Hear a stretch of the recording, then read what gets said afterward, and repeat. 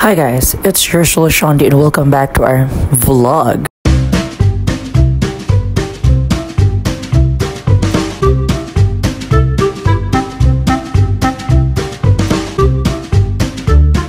So, supposed to be nasa YouTube ko sana talaga to. Pero kasi hindi siya magkasya sa aking mahiwagang cellphone.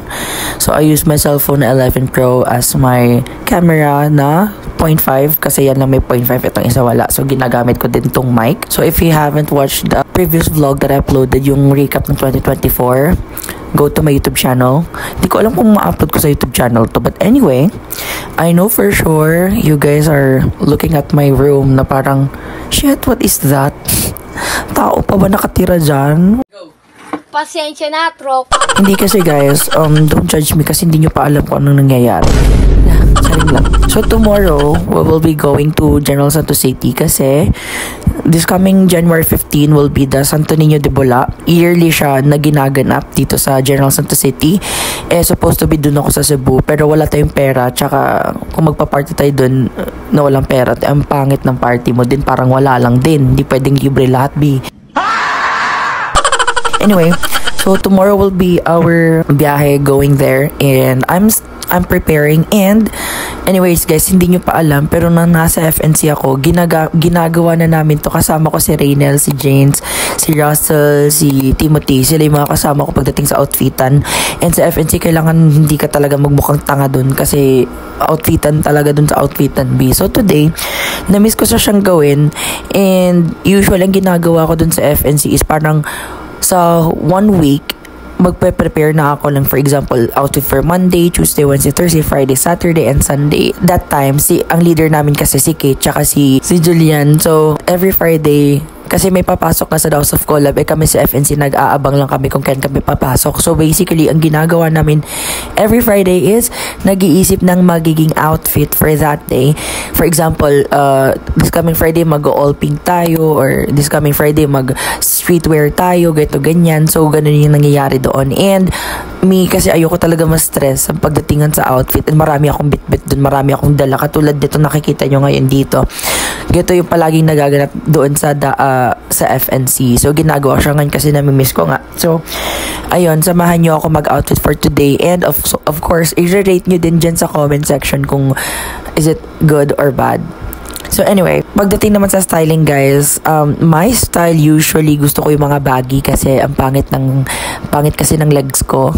Hindi ko siya bet yung legs ko, tingnan nyo naman. Anyway, huwag ko na ipakita sa inyo. And my torso is longer than my legs. So it's weird, I know. Wala naman ako magagawa, B. Yun yung binigay ni Lord. Sabi ni Lord, oh, maliit ka lang ha. So anyway, so ayun na nga. Ang gagawin na natin ngayon is hahalongkatin lahat to. Actually, eto, hindi ko alam kung nakikita nyo, pero eto, ipapamigay ko na to kasi hindi ko na siya gagamitin.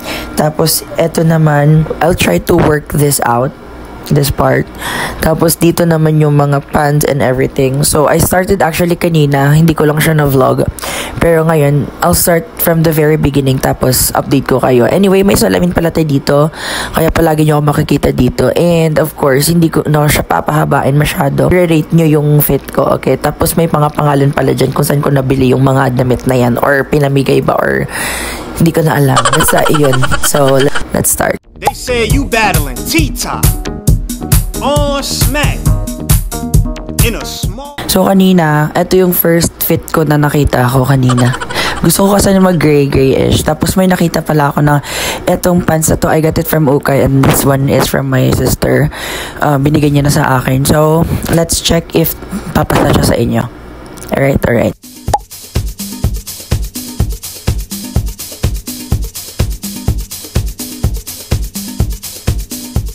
Kasi streetwear yung belt ko. So, ginamitan ko ng ganito. Hindi ako nagbe-belt talaga, kundi shoelace yung gamit ko. So, for this first one, so ang gamitin kong shoes nito is loafers. Loafers ang gagamitin ko for this. Yung loafers ko pala is from Anya. Pero let's try to mix it up kasi marami pa akong shoes doon na di ko alam kung okay pa ba siya tignan and everything. So, anyway, this is our first look. Ayan, let me know sa comment section if you guys liked it or not. Wala naman akong paki. Ay, sorry lang. Siyempre, hindi ganito yung hairstyle natin. Mag-hairstyle din naman tayo. Pero hindi na muna ngayon kasi masyado siyang magko-consume ng time. Anyway, I like this one kasi very comfy lang. Tapos, very baggy yung pants. I like it. Parang ayoko na kasi ng mga fitted jeans. Kasi ang pangit ng fitted jeans before. Akala ko talaga ang ganda-ganda ko noon. Pero hindi. Hindi ko ginaganda yun. Hayop na yun. Okay, next. She call my phone with emergency. She call my phone with that urgency. I said, girl, why you keep calling? I said, girl, why you keep calling? Okay, for my second look naman, this ang gagamit ko. Very earthy tone. Actually, nung una nakita ko to, I was like, ano kaya magiging magandang pants dito? Wala naman akong pants na babagay dito. Ay, iniisip ko, parang meron kaya. Pero feeling ko, so nagpunta ako sa Pinterest. So, this one is earthy tone. This one is from Okay. Nagginamit ko siya sa House of Collab. Nakikita nyo na to. And this top is from my sister. This is my second fit. Let's go. Let's try.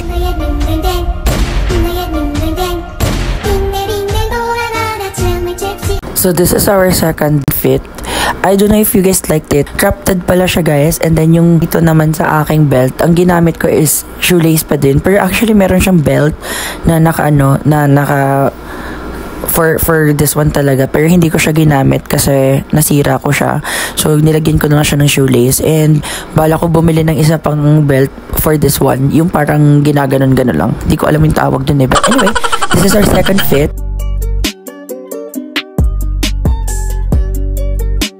Siyempre, ibahin din natin yung hair and then accessories, iba din.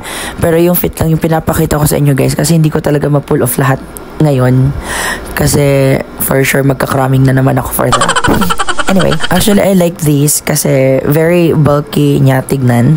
And for my shoes, I think I'm gonna wear something like chunky shoes, ganong type. Or di kayo magbuboots ako. Anyway, that's for our second one. Let me know sa comment section if you like it or not.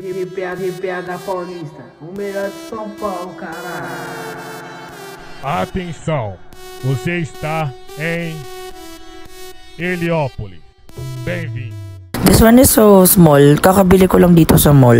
500 pesos siya. Tapos wala pa akong top for this one. But this one is so nice. May ganito ako dati. Tapos sobrang niya. Okay. Mas gusto ko yun. Kasi nga very siya. Very streetwear type. Ganun. Nawala ko siya dun sa The House of Collab. Or binigay ko yata yun. Hindi ko na maalala. Super cool niya lang. Tapos may libre na siyang belt. So yun yung nagustuhan ko sa kanya. Naisip ko yung binigay ni Amber sa akin. Nirvana. So alam ni Amber na paborito ko. Kaya shout out to you. So, this is my third. So let's try. Let's try.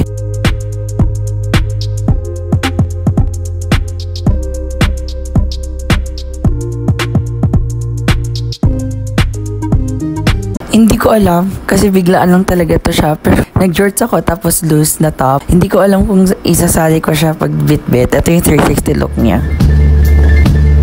I don't know, may something sa kanya na kulang or feeling ko papatin ko yung top. Yeah, I don't know. Like, I don't really know. So, hindi ko alam. Pero may isa pa naman akong top dito. Ito for sure nakita nyo na to sa toke. The hair is not final. Nilagyan ko lang siya ng ganito para maiba naman sa look nito. Tapos etong top naman to, hindi ko alam, papalitan ko na. Gagi, mas maganda pala ganito. Parang mas gusto kong ganito. Gagi, ganda. I like this. Ang cute. But anyway, I think I'm gonna wear these as my third. Next naman natin, this one. I'll try to work with this one.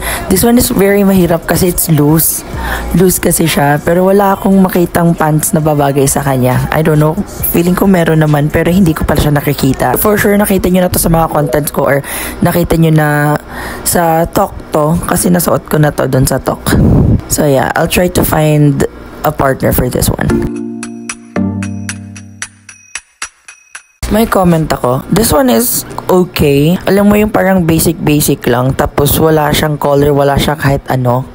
Yung parang wala lang, ganito lang. I like this. So I'm gonna bring this top. Pero I'll try to pattern it with other shorts. May shorts pa akong isa. Isang shorts. This one is from kasama ko sa Square One. Anyway, to try ko muna for you guys. So it's a no for me.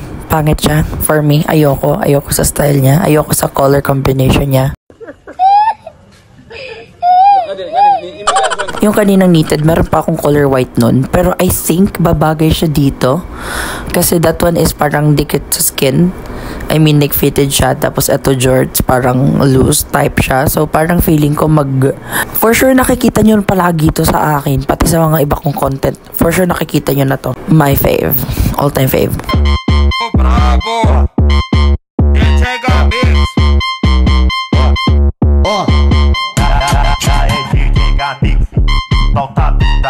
Kitang-kita naman na it's a big no-no, right? Pero actually pag nagjo-jorts ako, I usually partner it with this kind of top. Yung mga tank top. And I think I'm gonna choose this na lang instead of like this one. Kasi it's a big no-no. Look at this. Ang pangit. Parang timang.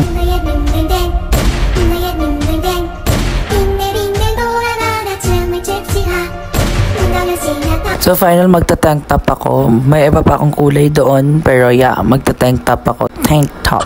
Paano ba sabihin niya? Basta yun, para mag-crop top siya. Tapos fitted lang siya sa top para loose yung baba. Para hindi siya naman siya puro loose. Yung pangit na tignan. Diba? I mean ganun. But anyway, that's... Yeah, I'm gonna bring this one as well. So we have four outfits na tayo. And I only need 4 outfits then. So I think that's it for today.